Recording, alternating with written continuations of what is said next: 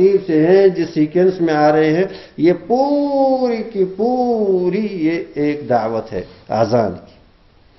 تو اذان اور طریقہ بھی کیا؟ مشغول ترین بازار ہو اور بہت ہی سیکیور سیکٹریٹ کا یا کسی وزیر اعظم کا یا کسی کا دفتر ہو، یہ آواز وہاں پہنچتی، کوئی نہیں روکتا. اس آواز کو مشغول دفتر ہو، مشغول بازار ہو، کھیل کا میدان ہو، گھر کے اندر کو راحت کے بستر میں سویا ہو، کسی جگہ بھی ہو، پہاڑ ہو یا یہ کہ دشت و صحرا ہو، ہر جگہ یہ آواز جو ہے جاتی ہے. اور علماء نے اس پر جو تحقیق کی ہے کہ 24 گھنٹے میں کوئی ایسا ٹائم نہیں جب کسی نہ کسی جگہ اذان نہ ہو رہی ہو. اب یہاں اس وقت کیا ہے؟ یہ بجے ہیں. کسی ملک میں اس وقت ظہر کا وقت ہوگا، کسی کا فجر میں کا وقت ہوگا، کسی میں عصر کا وقت ہوگا، مغرب کا وقت ہوگا، عشاء کا وقت ہوگا، کہ ہر جگہ میں کسی نہ کسی آواز جو ہے. اور اس کا ایسا طریقہ بتایا کہ اب محل میں ہے بادشاہ، لیکن آواز آئے گی، وہ نہیں روک سکتا. ابھی کوئی ایسے آلے انہوں نے نہیں بنائے. ساؤنڈ پروف تو ہے، لیکن بادشاہ اپنا محل ساؤنڈ پروف تو نہیں بنائے گا. آواز تو وہاں جائے گی، اور آواز جاتی ہے. اور اس بادشاہ کے کان میں بس سو رہا تھا فجر کے، اب اس کی نیند کھلی. کہا یہ کون بیوقوف آیا جس نے میری نیند میں کھل، اس کو فوراً یہاں لا. اذان یہ بن گیا ذریعہ بادشاہ تک پہنچنے کا براہ راست. پہلے چھوڑ نہیں رہے تھے، کوئی دیوانہ آ گیا کہ مجھے بادشاہ سے ملنا ہے، چل جا یہاں سے، دربار نہیں چھوڑ رہے. اب جب اذان، اب بادشاہ کی نیند میں جو خلل آیا، بادشاہ نے خود ہی بلایا. آج کیا بات ہے؟ اب کہا کہ مجھے میرے والد نے، اس کو یاد آیا. جی ہاں میں نے اس کو کہا تھا. کہا اس وقت کیوں نہیں کہا؟ کہا اس کو اس وقت نہیں پتا تھا اس کو ایمان پر خاتمہ ہوتا یا نہیں ہوتا، اس لیے اس وقت کیسے بتاتا. اب بولا ایمان کیا ہوتا ہے، تو پھر ایمان کی دعوت دی اور اسلام قبول کر لیا. الحمدللہ علی ذالک. جی تو غرض کہنے کی یہ ہے کہ جب تک خاتمہ ایمان پر نہیں ہوتا تو چین نہیں آنا چاہیے. چین نہیں آنا چاہیے. بزرگوں کی صحبت کو لازم سمجھنا چاہیے، دین کی مجلسوں کو لازم سمجھنا چاہیے، اپنے نفس کا احتساب ہم وقت کرنا چاہیے، اور اپنے دل کی غفلت کا ہم وقت احتساب کرنا چاہیے، اور اپنے ایمان کی جھانچ کرنی چاہیے کہ ہم جو زبان سے کہتے ہیں کیا واقعی ہمارے اندر. موسیٰ علیہ السلام ایک بار بیمار ہو گئے. تو اللہ سے دعا کی تو ایک درخت یا جڑی بوٹی کی طرح اللہ تعالیٰ نے رہنمائی کر، فلان چیز لے لو تو شفا ہوگی، اور کھائی تو شفا ہو گئی. جی کچھ وقت کے بعد پھر وہی تکلیف ہوئی. اب پھر گئے، وہی جڑی بوٹی کھائی، شفا نہیں ہوئی. کہا یا اللہ یہ کیا معاملہ، دوائی تو وہی، بیماری بھی وہی، دوائی تو اور بیماری بھی وہی، یہ کیا معاملہ، اب شفا نہیں ہو رہی ہے. کہا پہلے آپ اللہ سے دوا کی طرف گئے، آج آپ خود دوا کی طرف گئے. پہلے اللہ سے، اسی لیے قرآن کو شروع کیا گیا بسم اللہ الرحمن الرحیم سے. جی فرمایا نبی کریم صلی اللہ علیہ وسلم کل عمر ذی بال لم یبدعوا ببسم اللہ فہو عبد او عقد او خداع. کئی قسم کے الفاظ آئیں. جو کام اللہ کے نام سے شروع نہ کیا جائے، جو کام اللہ کے نام سے شروع نہ کیا جائے وہ ناقص رہتا ہے، وہ ٹھیک نہیں ہوتا. حضرت ابوبکر صدیق رضی اللہ تعالی عنہ فرمایا کرتے تھے مومن کی صفت جب تک ایسی نہ ہو جائے، وہ فرمایا کرتے تھے پہلے میں اللہ کو دیکھتا ہوں پھر کسی چیز کو دیکھتا ہوں. کیوں؟ لا الہ الا اللہ کا یہی مقتضا ہے. لا الہ الا اللہ کا یہی مقتضا ہے کہ اللہ کے سوا اس کے ذہن میں کوئی، دل میں کوئی چیز نہ رہے. اللہ کے سوا اس کے سامنے کسی چیز کی حیثیت نہ رہے.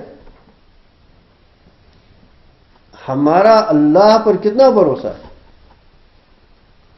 تب تک ایمان کامل نہیں ہوتا.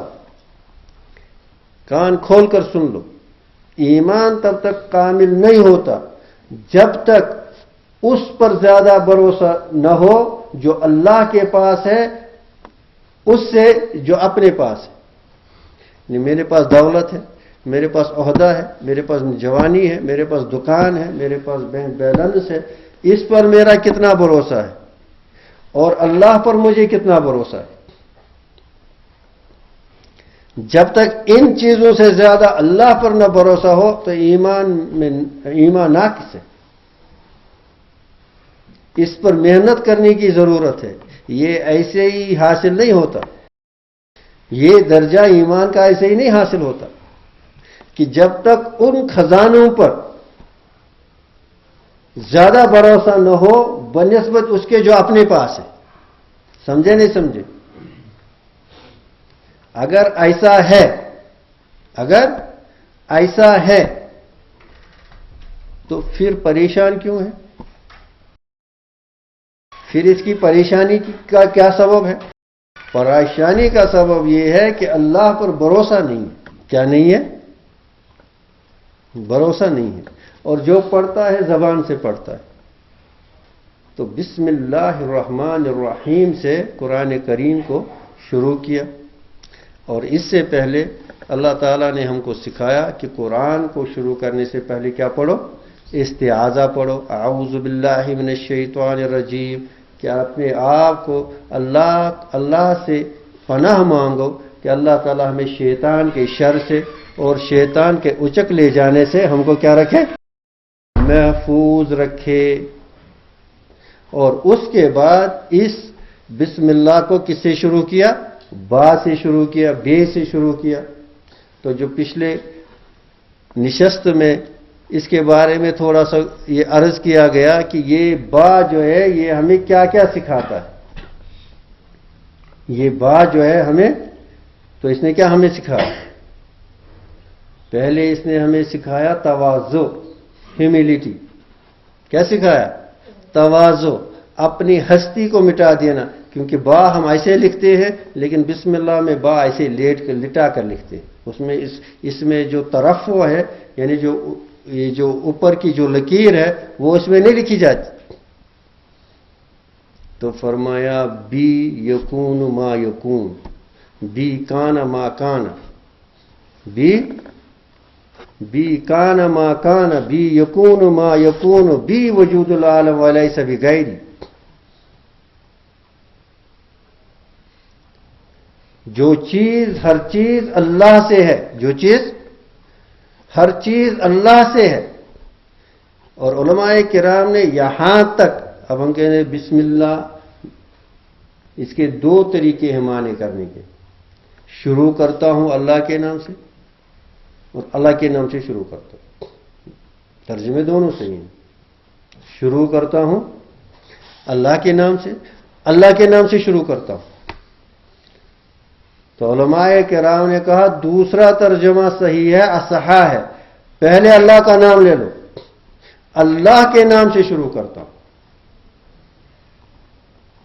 ایک ہے اشرع بسم اللہ، دیکھیں بسم اللہ اشرع، شروع کرتا ہوں. اس میں پہلے فعل آیا، شروع آیا، تو وہاں کی طرف ذہن گیا. نہیں، کہیں نہیں ذہن جانا چاہیے. پہلے ذہن جانا چاہیے، مرکوز ہونا چاہیے اس ذات باری پر. کس ذات باری پر؟ اللہ. تو اب جب اس با نے یہ اپنی ہستی کو مٹانے کا سبق سکھایا تو ایک خزانہ جو اس کو حاصل ہو گیا وہ نقطے کی صورت میں حاصل ہو گیا. اور اس کا الصاق اور یہ ایک دم کس سے مل گیا؟ اس میں اللہ سے. کس کے ساتھ مل گیا؟ اس میں. تو اب یہاں بحث یہ آئے گی کہ ڈائریکٹلی اللہ سے باللہ کیوں نہیں کہا گیا، اسم کیوں بیچ میں لایا گیا؟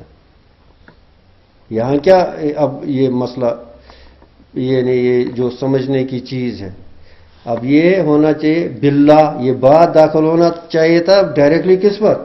اللہ پر، لیکن اس کے بیچ میں لایا اور وہاں فرمایا سبح اسم ربک الاعلی، سبح تسبیح بیان کرو، ربی کا نہیں بیان، اسم ربی کا، وہاں بھی اسم بیچ میں لائے، سبح اسم ربک الاعلی، اور دوسری جگہ کیا فرمایا؟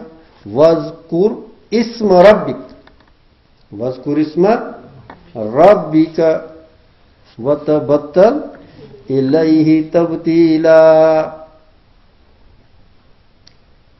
وَاذْكُرْ اسم ربک وَتَبَتَّلْ الیہ تبتیلا وَاہْجُرْهُمْ حجرا جمیلا۔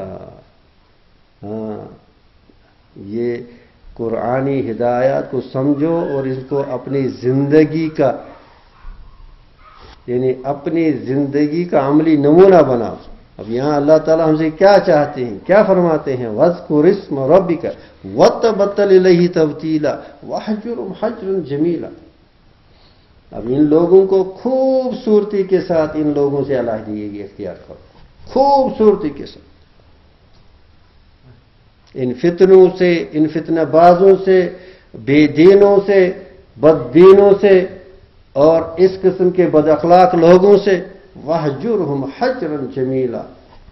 بہرحال یہ تو الگ بحث ہے، اسلوبی قرآنی کو سمجھنے کی ضرورت ہے۔ تو کیا فرمایا؟ سبح اسم ربک واذکر اسم ربک، اور یہاں بسم اللہ، تو اسم بیچ میں لائے، اور وہاں کیا فرمایا؟ وَلَهُ الْأَسْمَاءُ الْحُسْنَى، وَلَهُ الْأَسْمَاءُ الْحُسْنَى فَادْعُوهُ بِهَا، ہا کی ضمیر اسما کی طرح، اسما اسم کی جمع ہے، اسما اسم کی جمع ہے، تو اللہ جل شانہ خود فرماتے ہیں قرآن کریم میں کہ اس کے بہت ہی خوبصورت نام ہیں، وَلَهُ الْأَسْمَاءُ الْحُسْنَى، اور ان ناموں سے اس کو مانگو، فَادْعُوهُ بِهَا۔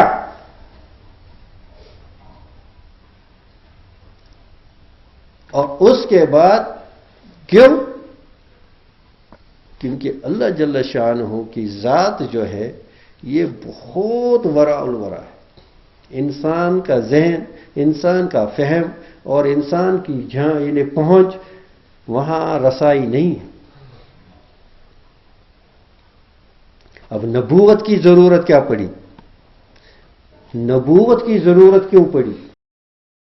اللہ تعالیٰ براہ راست بندوں سے خطاب فرماتے، براہ راست خطاب فرماتے، اب یہ نبی کا ذریعہ بیچ میں، اس کو لانے کی کیا ضرورت ہے؟